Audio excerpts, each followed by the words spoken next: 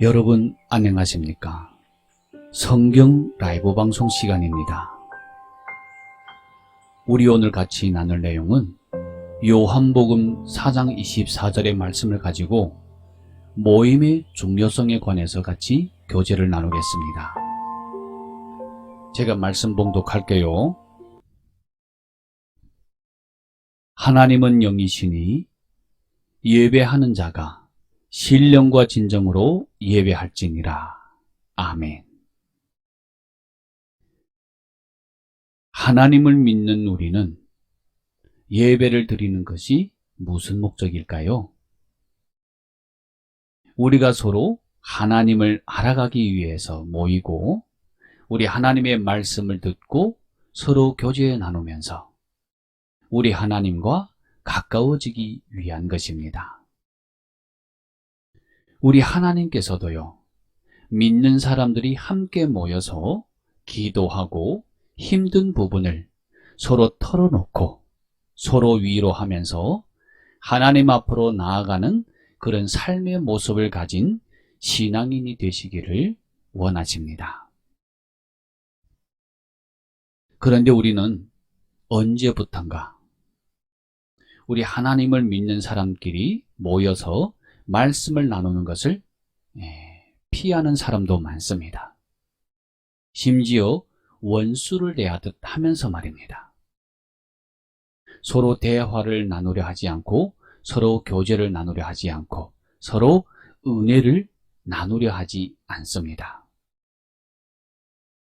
그럼 과연 이런 것이 맞는지 틀리는지 우리 한번 같이 우리 오늘 이 말씀을 가지고 은혜를 나누는 그런 시간을 갖도록 하겠습니다. 우리 이 말씀을 나누기에 앞서서 제가 하나의 예를 드릴게요. 이 이야기의 제목은 말 없는 부부라는 제목입니다. 어느 한 시골 마을에 서로 사랑하는 부부가 살고 있었습니다. 마음으로는요, 깊이 사랑하는 그 부부가 단점이라면은 서로 대화가 적은 것입니다. 항상 말보다는 행동으로 많이 생각해주고 이해하곤 했습니다. 가난해서요, 밥 한 끼도 먹기 어려웠지만은 서로 원망하지 않고 살아갔습니다. 없는 생활에도 남편에게는 회중시계가 있었습니다. 그런데 그 회중시계가 시계줄이 없었습니다. 그리고 아내는 긴 머릿결이 보기 좋았습니다. 머릿결은 길고 좋은데 머리를 꾸밀 수 있는 장신구가 하나도 없었습니다. 아내는 고민하다가 마음으로 결정을 합니다. 머리가 길면 뭐해? 머리를 묶을 끈도 하나 없는데 아예 머리카락을 팔아서 사랑하는 남편의 시계줄이나 사주자. 이렇게 생각을 합니다. 동시에 남편도 이런 생각을 했습니다. 시계가 좋으면 뭐해? 줄도 없는데 차라리 시계를 팔아서 아내의 좋은 머리를 단장할 수 있는 예쁜 장신구나 사다 주자. 각자의 생각대로 남편은 시계를 팔고 아내는 긴 머리카락을 잘랐습니다. 두 부부는 어떻게 됐을까요? 그 결과는 우리가 말하지 않아도 답은 이미 나왔습니다. 가장 중요한 것은 서로의 마음을 모르다 보니 서로 대화가 없다 보니 어떻게 해요? 서로에 대해서 좋은 일은 했지만은 그것이 다 쓸모없는 일로 되어버렸습니다. 이 두 부부의 이야기를 통해서 우리는 무엇을 알 수 있을까요? 우리 주님은 항상 모이기를 힘쓰라고 하셨습니다. 물론 요즘 같은 때에는 코로나로 서로 만나서 교제하는 것은 어렵지만은 최소한 우리 하나님의 말씀을 듣는 것, 그리고 같이 말씀을 나누는 것, 서로 모르고 궁금한 것들을 가지고 믿는 사람들끼리 같이 알아갈 수 있지 않을까요? 하나님의 말씀을 듣는 데에는요, 국경이 없습니다. 우리 주님도 분명하게 말씀을 하셨습니다. 두세 사람이 내 이름으로 모인 곳에는 나도 그들 중에 있느니라. 네, 히브리서 10장에 보면은요, 모이기를 피하는 어떤 사람들의 습관과 같이 하지 말고 오직 권하여 그 날이 가까움을 볼수록 더욱 그리하자 했습니다. 아멘. 어느 곳에서 들어야 된다라는 그런 정해진 곳이 있어도 안 됩니다. 예를 들면 이런 겁니다. 양을 치는 어느 목자가 양을 가둬놓고 너희들은 한 곳에서만 풀을 뜯어 먹어라, 이렇게 하는 목자가 있을까요? 여기 좋은 풀이 없으면 좋은 풀이 있는 곳으로 옮겨가면서 양을 칩니다. 양들도 마찬가지입니다. 좋은 풀이 아니면요, 뱉어버려요. 안 먹습니다. 양들도 풀이라고 다 먹는 것은 아닙니다. 가려가면서 먹어요. 우리 신앙인들도 마찬가지입니다. 듣다 보면은 들어야 되는 말씀인지 아닌지를 우리 하나님께서는 알려주실 뿐만 아니라 하나님은 우리한테 자기를 보호하는 기능을 주셔서 분별할 수 있는 존재로 우리를 창조하셨습니다. 최소한 우리 하나님의 양이라면요, 우리한테 위험이 다가올 때 하나님께서 우리에게 반드시 피할 길을 주신다, 그겁니다. 말씀을 듣는 것을 막고 함께 말씀을 나누는 것을 반대하거나 겁을 주는 사람들은요, 하나님을 적대시하는 것입니다. 우리에게 두려운 마음을 일으켜서 듣지 못하게 하는 것은 우리 하나님과 직접적으로 대적하는 것입니다. 그러면은 왜 두려운 마음을 일으켜서 듣지 못하게 하는 것을 하나님과 직접적으로 대적한다고 할까요? 우리 한번 같이 성경의 말씀을 보겠습니다. 디모데후서 1장 7절과 계시록 21장 8절을 우리 한번 같이 보겠습니다. 우리 성경 말씀에서 보면은요, 하나님께서 우리한테 주신 것은 두려워하는 마음이 아니라고 했습니다. 오로지 능력과 사랑과 근신하는 마음이라고 하셨습니다. 그리고 계시록 21장에 보면은요, 두려워하는 자들은 제일 먼저 불과 유황으로 타는 못에 떨어진다고 했습니다. 첫 번째로 두려워하는 자들을 버리고, 두 번째는 믿지 않는 자들을 버리고, 세 번째는 흉악한 자들과 살인자들, 그리고 행음자들과 술객, 그 뒤로 우상 숭배자들과 모든 거짓말하는 자들, 하나하나 다 불과 유황으로 타는 그 못에 던져버린다고 했습니다. 분명히 성경에서는요, 두려워하는 마음은 하나님이 주신 것이 아니라고 했습니다. 우리 하나님께서 주시지 않았으면 누가 준 걸까요? 이거는 분명히 사탄에게서 온 겁니다. 우리가 들은 말이, 첫째, 누가 말했든 하나님의 말씀을 듣지 못하게 하는 말은 다 사탄에게서 온 것이고 우리를 구렁텅이에 떨어뜨리는 말입니다. 두 번째는요, 지금은 코로나 시대라 서로 만나는 것은 어렵지만은 온라인이나 서로 비대면으로 모여서 하나님의 말씀을 많이 듣습니다. 그런데 이렇게 듣는 것조차 반대하고 우리한테 두려움을 주는 그런 말들은 하나님과 대적하는 사탄의 괴략이라는 걸 우리는 알아야 되는 겁니다. 우리 성경에서 분명히 말씀을 하셨습니다. 믿음은 들음에서 난다고 했습니다. 로마서 10장 17절에 말씀을 하셨습니다. 그러면은 어떻게 해요?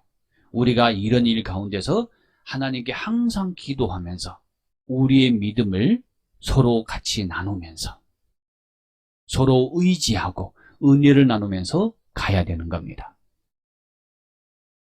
세상에 떠도는 그런 풍설로 인해서 우리가 하나님의 말씀을 듣는 것을 지체한다면 우리는 어떻게 될까요? 손해보는 것은 다른 사람이 아닌 나라는 것을 알아야 되는 겁니다. 그러면은 우리 하나님을 믿는 사람들끼리 서로 교제를 해야 되는데, 그러면은 우리 하나님께서 이런 문제에 관해서 어떻게 말씀을 하셨을까요? 우리 함께 성경 말씀을 같이 보겠습니다. 우리 이사야서 1장 18절에 보면은요, 여호와께서 말씀하시되 오라 우리가 서로 변론하자. 이사야서 41장 1절에도 말씀을 하셨습니다. 그리하고 말하라. 우리가 가까이하여 서로 변론하자. 그리고 사도행전 18장에도 말씀을 하셨습니다. 사도 바울이 회당에 들어가서 유대인들과 변론을 했다고 했습니다. 자, 그럼 우리 여기에서 변론을 하자, 변론을 하니, 이 말은 도대체 무슨 말일까요? 변론을 하자라는 말은요, 서로 옳고 그름을 가르자는 말입니다. 다시 말하면은 이거는 싸우자는 뜻이 아닙니다. 상대가 말하는 것이 진리이면 듣고 아니면은 왜 아닌지 서로 교제하면서 올바른 길로 나아가자, 이런 뜻으로 시작된 것이 바로 변론입니다. 우리 하나님께서도 그렇게 해야 우리가 눈처럼 희어지고 양털같이 되리라고 말씀하셨습니다. 사도 바울이 회당에 들어가서 무엇을 했습니까?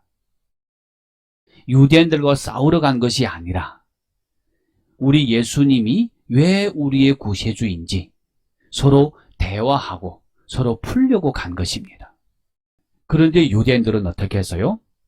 바울과 대화를 하려 하지 않고 들으려고 하는 자들도 막고 오히려 사도 바울을 이단이라고 정죄하면서 비판하였습니다. 이런 상황 속에서 우리는 여기서 무엇을 깨달아야 될까요? 항상 지금까지 우리는 쭉 교제를 해왔었고 서로 은혜를 나눴었고 서로 대화 속에서 우리의 믿음이 자랐습니다. 그게 바로 믿음은 들음에서 난다라는 겁니다. 우리가 서로 대화를 하지 않고 어떻게 믿음이 성장하고 어떻게 우리 생명이 자라겠냐, 그 말입니다. 그래서 우리는 어떻게 해야 될까요? 이런 유언비어들, 이런 말들이 우리의 귀에 들리고 하나님의 말씀을 듣지 못하게 할 때는 우리는 어떻게 해야 돼요? 빨리 깨어나야 됩니다. 그러죠? 우리는 빨리 깨어나서 우리 주위에서 도는 이런 마귀들을 물리쳐버려야 됩니다. 지금은 재난이 점점 많아지고 있는 이때에 성경은 우리한테 채찍질을 하십니다. 근신하라 깨어라. 너의 대적 마귀가 우는 사자같이 두루다니며 삼킬 자를 찾나니 했습니다. 지금 재난은 점점 많아지고 있습니다. 시간은 멈추지 않아요. 지금 이 시점에서 우리가 먹고 자고 입는 것이 중요한 게 아닙니다. 우리는 우리의 마음을 열고 우리의 귀를 열고 서로 같이 하나님을 찾고 구하면서 가야 되는 겁니다.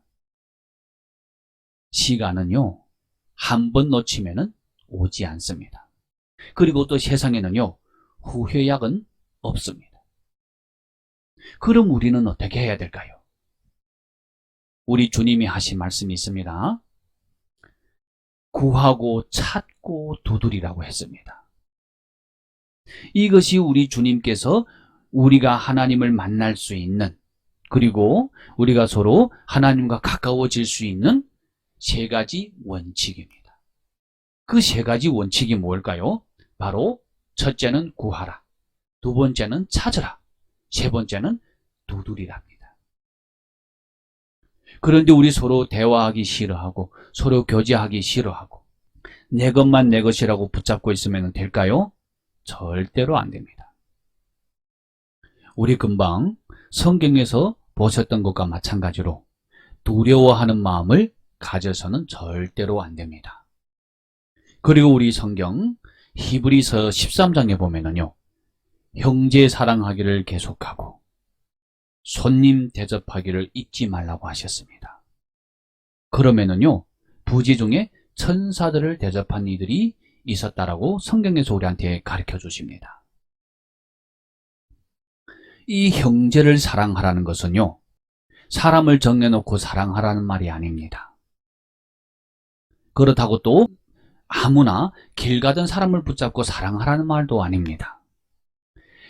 진실로 우리 하나님을 믿고 진실로 같이 서로 우리 하나님의 말씀을 나누고 은혜를 받으려고 하는 사람들끼리 모여서 같이 하나님의 사랑을 나누는 이런 형제들을 가리켜 말하는 겁니다.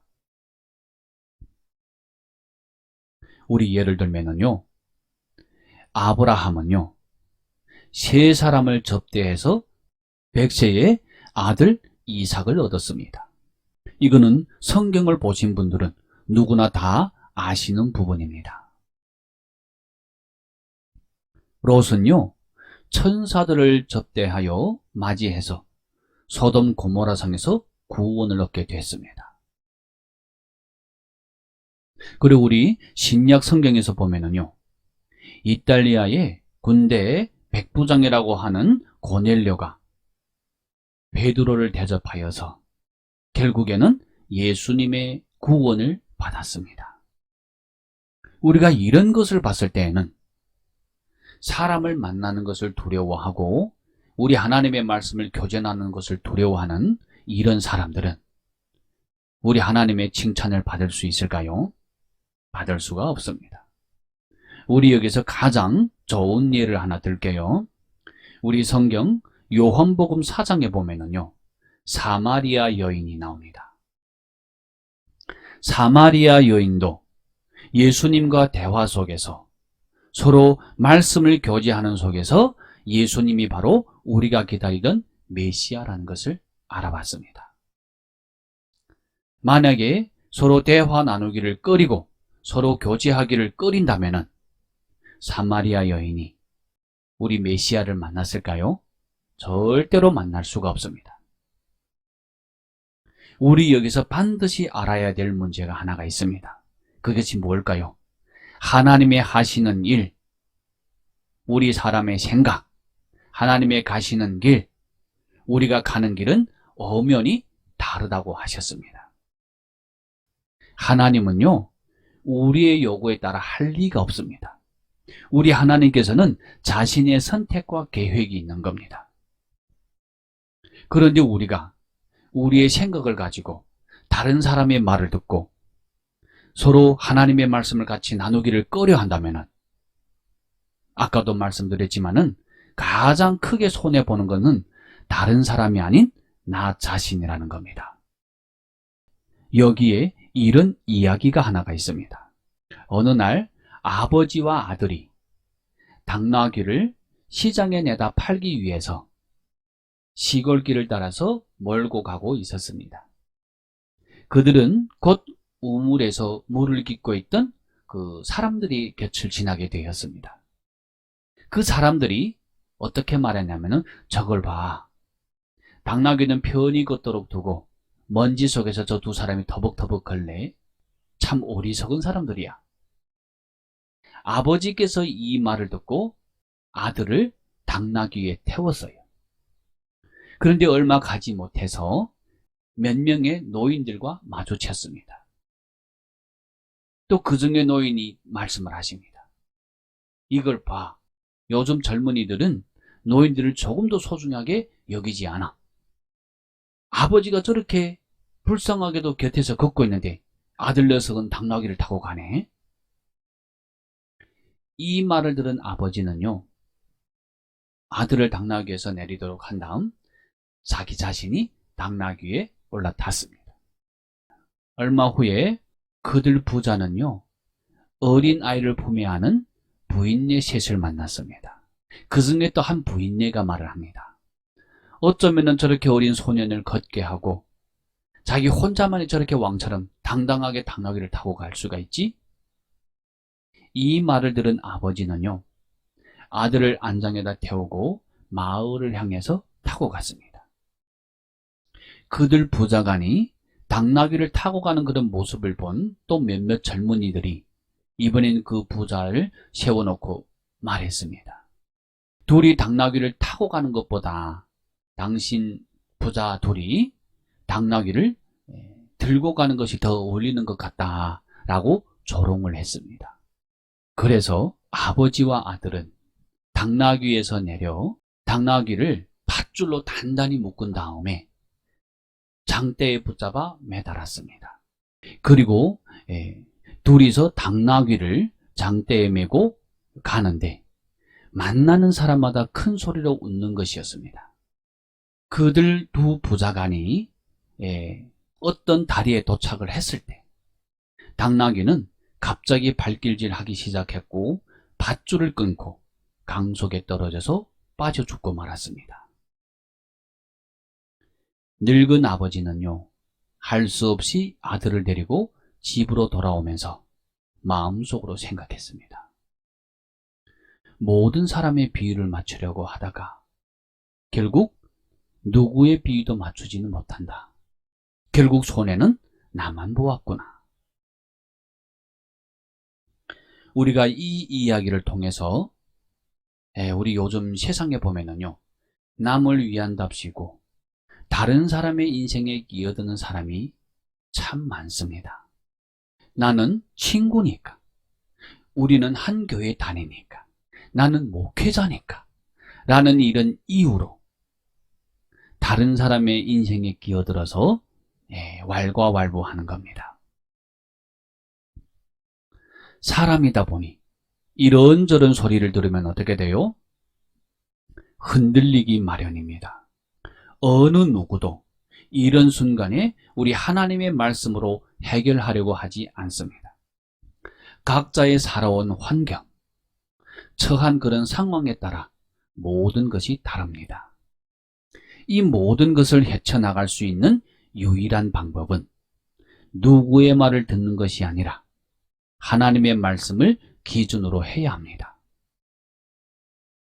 우리 주님이 말씀하신 내가 곧 길이요 진리요 생명이니 나로 말미암지 않고는 아버지께로 올 자가 없느니라 라고 하셨습니다. 세상에 떠도는 그런 소문으로 흔들리고 따라갔다가는 결국에는 어떻게 돼요? 이도 저도 안 되는 신세가 되어버린다 그 말입니다. 우리가 서로 하나님의 말씀을 같이 나누면서 하나님의 은혜를 받고 하나님과 가까워지면은 우리가 진정으로 하나님을 믿고 따르는 사람이 되는 겁니다. 최소한 우리는 누구를 믿고 누구의 말씀을 따르느냐가 그 사람의 운명을 결정한다는 것을 알아야 되는 겁니다. 조금이라도 도움이 되셨다면요, 우리 하나님께 영광을 돌리시기를 바랍니다. 우리는 최소한 누구를 피하려고 하고 누구를 꺼리고 누구를 원수처럼 대하는 그런 일이 없기를 우리 주님의 이름으로 기도드립니다. 감사합니다.